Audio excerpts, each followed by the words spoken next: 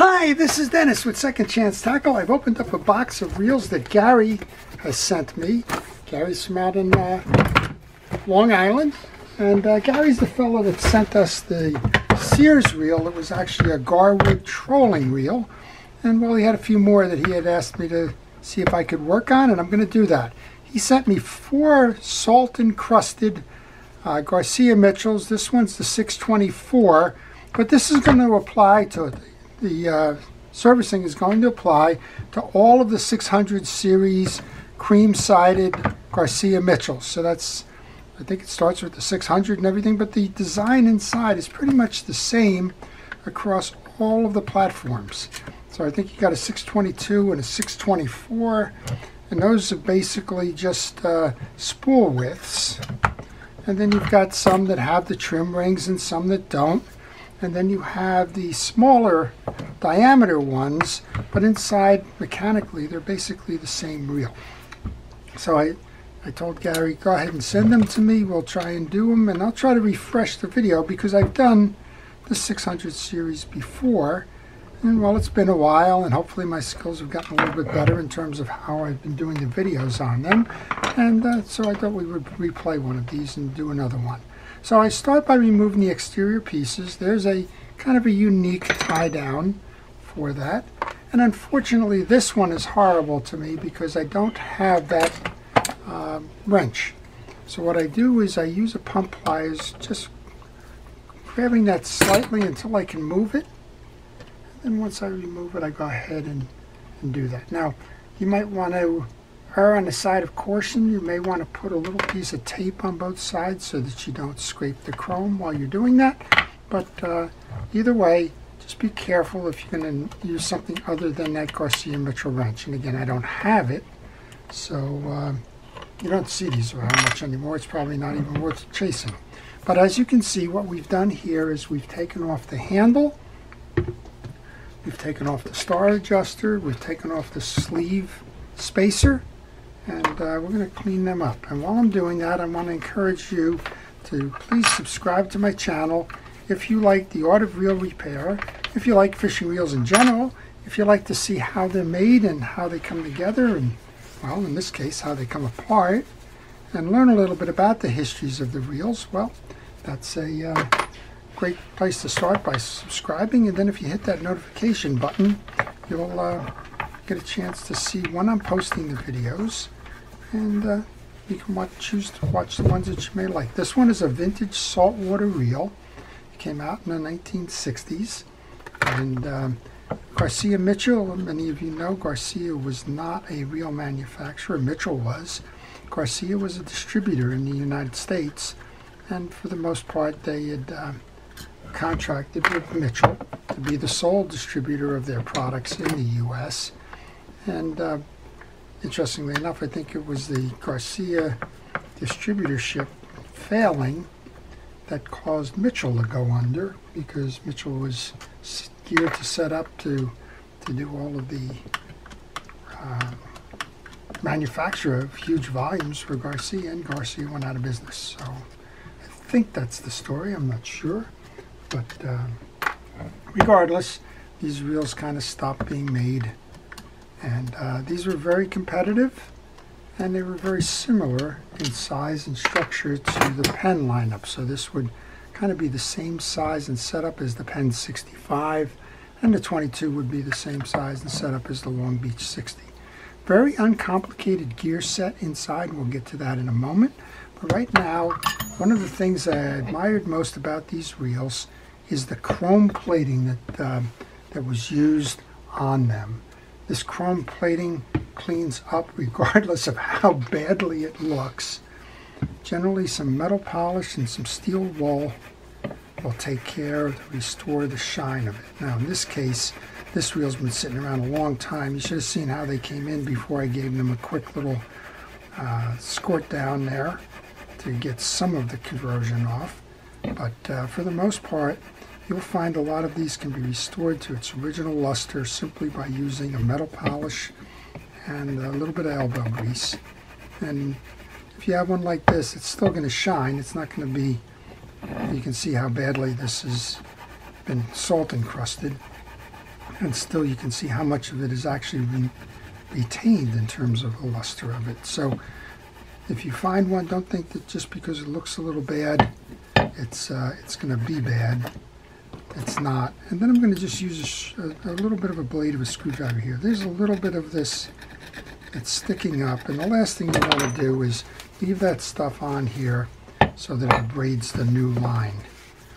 Well, you can see even with that corrosion damage that was done, look at how nice that shines up anyway, right? So we've got that on the bridge, well, not the bridge, the real seat. That one should probably clean up nicely, because I don't see the pitting there. I just see the old salts. I'll do the same on this side. And again, I did a pre-wash on this with Flitz metal pre-cleaner, so it's not as though it was as rough and crusty as it was like the other reels that are in the box there. But this does clean up nice. It always has for these Mitchells. They just used a nice quality of plating there. You can just see with minimal effort, a little bit of just a little dissolvent, if you will, how much nicer it is. This is kind of an interesting reel. It still has its badge on it. These reels had an applique decal that was put on there, and well, it usually is lost. That's why I have to guess many times what reel I'm actually working on. I know it's the 600 series, and as a kid I was able to fish with these, but try to remember the models, I don't know. But this I can make out as the 624. All right, I'm going to just do a quick spray internally here because there is some dried grease in that bearing cavity there. And Mitchell was pretty cool about this. They right in the beginning here, they put the, oh, there you go, we got a little bit of line caught there. They put a plastic click ring in there rather than a metal click ring. And that actually helps with it as your broken line that was in the reel. And that's not going to corrode. So you got a plated click tongue and a plastic click ring. There's still another piece of line in there. So sometimes folks ask, how does this stuff get trapped in there? That's your second piece of line. Well, there is a gap between the spool and the rim here, and if you're not properly adjusted on the spool tension, that gap can widen, and if it widens during backlashes or that, they can slip through that space with the line, and that can cause it to go get trapped inside when you're reeling around. It usually gets trapped on the teeth of this click ratchet and then winds itself around there. All right, well, that's part one. That's the non-gear side. I'm going to go over to the gear side. I'll put a little bit of grease on that side there. We'll come over to the gear side now. So your gear side has a trim ring. We can take care of that. A lot of what you're doing in terms of reel servicing is you're cleaning, you're inspecting, you're removing the old greases, and you're relubricating. So as long as you follow a pattern like that, and there's a lot of different patterns, you know, do you want to start on the gear side? Do you want to start on the click side? Do you want to do your cleaning first? Do you want to do it last? All those things are, of course, optional. You don't have to follow me exactly in terms of how this goes. All right, if you look underneath, it's a fairly simple mechanism here. This is an interesting kind of a yoke assembly here. There's an indentation in the case, so when it's on, it's held tight. When you move that lever, it's pushing that arm down, and that's pushing the pinion gear away from the spool to allow it to free spool. When you move it back, the reverse happens. There's a spring under here. The reverse happens, it pushes it out and engages the spool. This is your bridge. It's a half a bridge, and underneath there is a gear and the drag. So let's go to that. There's 4 screws that need to be removed. We'll do that now. If you have any questions on this reel or any reel, maybe you're working on one and you're stuck, maybe you just want to know a little bit more about the reel history, maybe you're just curious about what's the difference between certain brands or varieties or types of reels, so leave it in the comment section. I will try to answer that for you, and hopefully we'll let you leave with more knowledge than you came with. Alright, that should just fall out now. It does. I hold it like this because there's an anti-reverse dog and spring in there, and you don't want to lose that. Then I can turn it over and get those other pieces out. Here's your spring. As I mentioned, you don't want to lose the spring. And when I take the pieces and parts off, I put them into a parts tray so that I don't lose them. So the spring is out. The anti-reverse dog goes out. Now we have the bridge set to the side. And I generally get this messed up a little bit. It's been a while since I've worked on one of these. I think that for the most part I can get that pinion gear and lever off here simply by twisting it. Yep, you can. I'm going to pull the pinion gear out. I'm going to take that cavity screw, which is going to control that yoke, and put that off to the side. We're going to take a paper towel now and continue cleaning the inside of the reel. There's just a lot of old grease in there that's accumulated over time. A spray of penetrating oil will help to loosen that. Cotton swabs will help you get into the kind of areas that are hard to reach. And you want to get that old grease out of there because it's probably has trapped some dirt and like evaporated salts and that and the like, and you want to get that away from your reel as best you can because, well, you want it to work flawlessly, and dirt is the enemy of fishing reels. Alright, that cavity is cleaned up nicely. I don't think I can see any more of that in here. Maybe a little bit. See if we can just get those little two pieces there. And we can turn our attention now to working on the restoration of the reel. Alright, the first thing I want to do is inspect the teeth on this pinion gear. They're all uniform. I want to make sure that that gear is clean. So take a brush, a hard brush. It could be a wire brush, it can be a toothbrush, bristle brush, whatever. Scrape out the old greases and inspect. They should all be uniform. And if they are, you can put a little bit of grease on that, just like that. I always have a little bit of an issue putting this back in for whatever reason.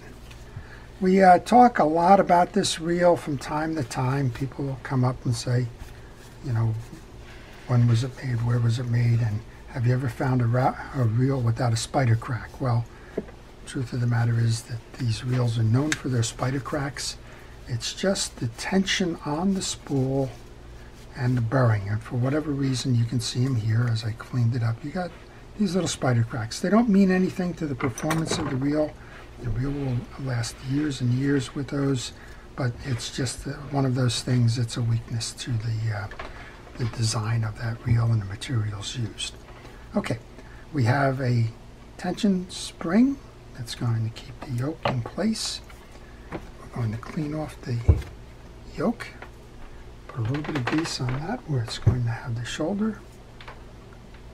And this is where I generally mess up a little bit, so just be patient with me. This kind of goes in. You want to tilt it so that it gets under. That stud is where this spring is kind of going to lie. And you can generally slide it in, up and over, and I think I got lucky that time, pretty much. So there you go, I did.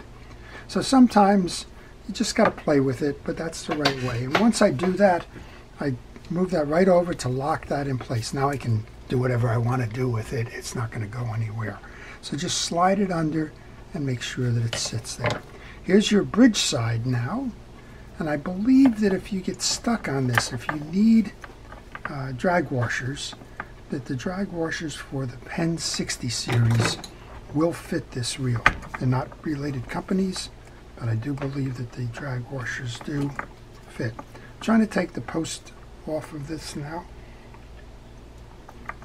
Sometimes it's easier than others. There's a pin holding this gear sleeve on, and I have to go off camera for this. I'll be right back. I'm going to take a soft blow hammer I can't do it here because it needs to be held. Soft blow hammer and tap, tap, tap like that. And okay, well, I just had to put it on a flat surface. You can see how it pulled out. Again, what did I do? I have a little punch or an awl. I put it on the rim.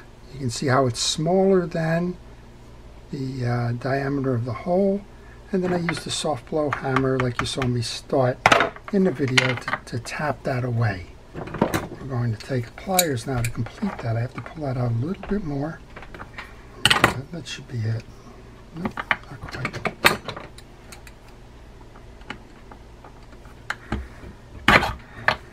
Okay, once you have that pin out, I'll lay that right on the table there, you should be able to remove the gear sleeve. And you want to clean that gear sleeve now. Use steel wool to do that. And you want to clear the inside of this before you go any further. We'll use some fishing reel grease. I use Penn Precision reel grease on the shaft. And grab that pin again. Get it restarted before we go back in. Just a little bit of dirt up top here. We'll clean that off. Put the sleeve back on. And now you can tap that back in the way you tapped it out. Again, I'm using a soft blow hammer there. And then I want to make sure you're not proud of that little ridge line. So I'm going to pull the rest of that in with the pliers and some rather simple hand strength. That's that. Okay, the bridge is completed. Let's take a look at the drag stack now. These are probably leather washers. They are the older style leather washers. And we'll see how we're doing here with this one. The bottom one is the hard washer that goes on that stem.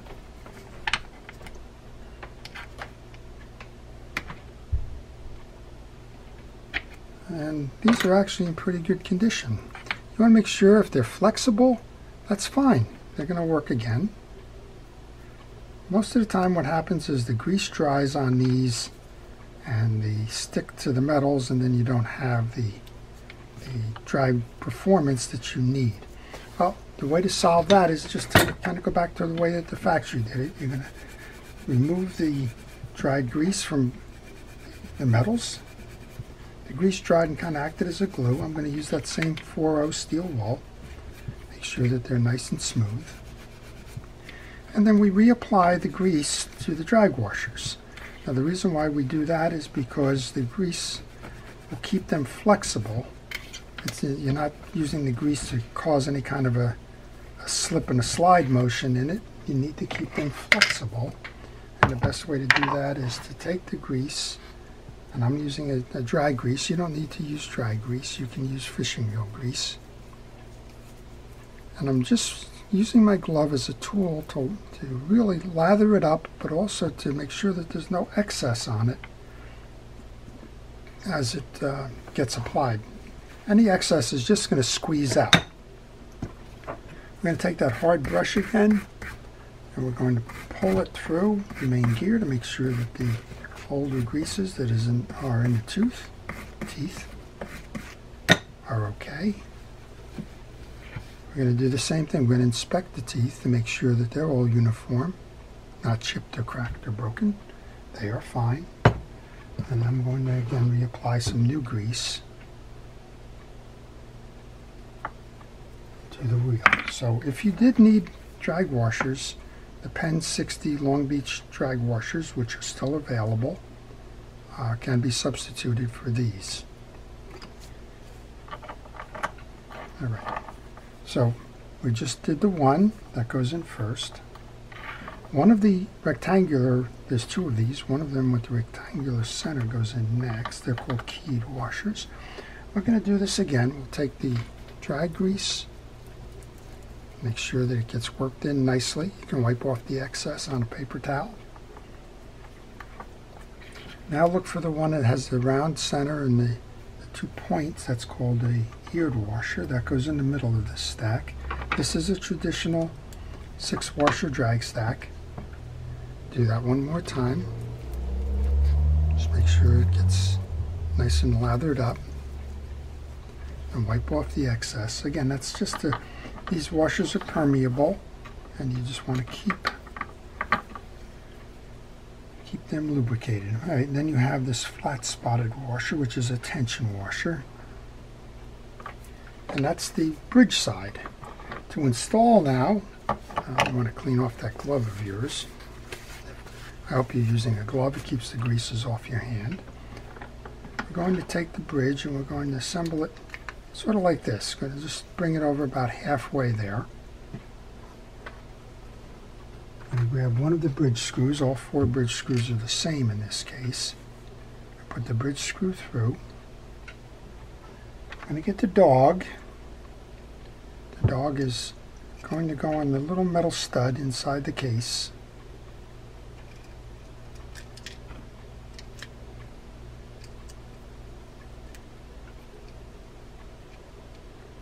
Just like that. And then rotate this a little bit now so that you can cover that dog.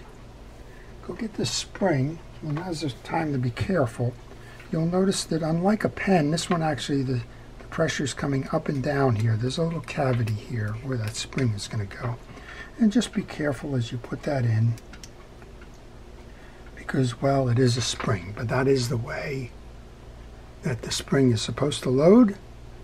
Oops, added a picture. This is your spring here, laying on top of your dog on the stud, and then complete the rotation of the bridge so that you align that bridge screw with the hole in the back of the bridge. Tighten it down. Don't tighten it down all the way because you have 3 more bridge screws you want to put in, and you need a little bit of room there. But you can load your other pieces in now.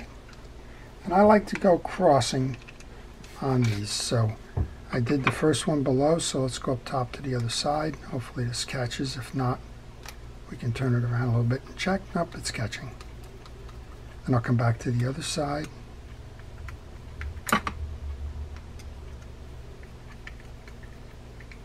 And we'll go down to the bottom. So Gary sent me 4 of these, and well, if he was wanting to do it himself, well, he could have sent one and followed the instructions like this. But Gary asked me to get these done, and that's exactly what we're doing here.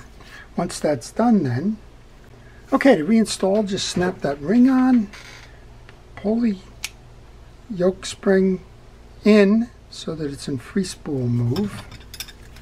Go ahead and insert the piece and then rotate until you get the cap to snap in. Now notice these bottoms do not have screws. The screws are on the top bridge parts and the 2 real sides.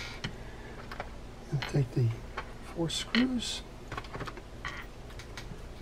There are 4 screws that are the side plate screws. They have a little bit of salt on them, so I'm going to hit them with some penetrating oil before I reinstall them. We'll bring these back in. Get them started by hand. And we'll finish this up. We'll put the outside star adjusters and handles on. We'll give it a spin and we'll see how we did. These reels are simple in design, strong in materials, and long-lasting as a result. So if you have one of these and it's salt encrusted and you're kind of ashamed because of the cosmetic look of it, remember it's going to clean up nicely with the chrome and the plating that it's on here. And if you do the internal service like we just showed, it's going to last for a long time. Alright, I'm just going to tighten down the last piece here. And we'll go ahead and see if we can't just finish this up and see how we did. You want the gear sleeve spacer next. You want the star adjuster to go on. If you need to hold that star adjuster in place, put a little screwdriver in the center spoke. That generally will do it. Don't let it rotate. You don't want to strip the screws on the interior. Got a nice handle that I was able to free up with some penetrating oil. This is called the coffee grinder handle for those of us that remember coffee grinders like A&P and other places. That's kind of the handle it had on there. Now we're going to thread the handle screw in next. Do this by hand. I know you're probably not seeing it very well on camera. I'll apologize for that.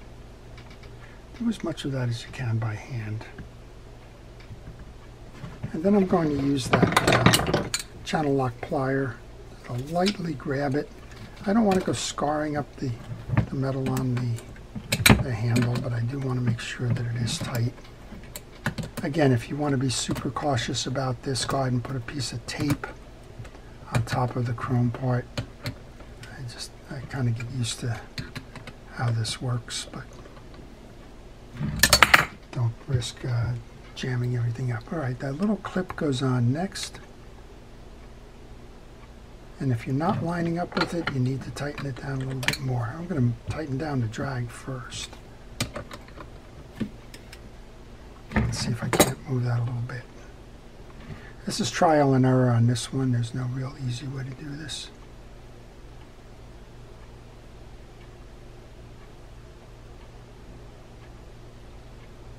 Right now I'm making a little bit more of an error. Just run a little more turn there. That should do it. There's two sides on this little wing. One of them has got the indentation for the set screw. Make sure that you align that properly. We'll put that screw in. And we'll be ready for a final test. So I hope you've enjoyed this. If you have, again, please subscribe to the channel. It's what keeps my channel vibrant. And if you have questions, please ask in the comment section. All right. Just a little bit more in terms of screwing it. Chrome is so bright, the light is reflecting off of it. All right, we should be in gear. We're going to move that click back off. That's one beautiful turning wheel. You want to just turn that back a little bit because we put the grease in. You can see how nicely that spool spins. Nice and shiny it is. Put it over into gear. Make sure that the drag washers are holding. And there you go. So a reel that came in, well, a little crusty and kind of all sort of beat up, goes out pretty darn nice. And that's the joy of working on these old Garcia Mitchell 600 series reels. So I hope you've enjoyed that. To our first responders and essential personnel, thank you for everything it is that you've been doing to keep us safe. To everyone, please stay safe, stay well, and stay watching. This is Dennis with Second Chance Tackle. Have a great day.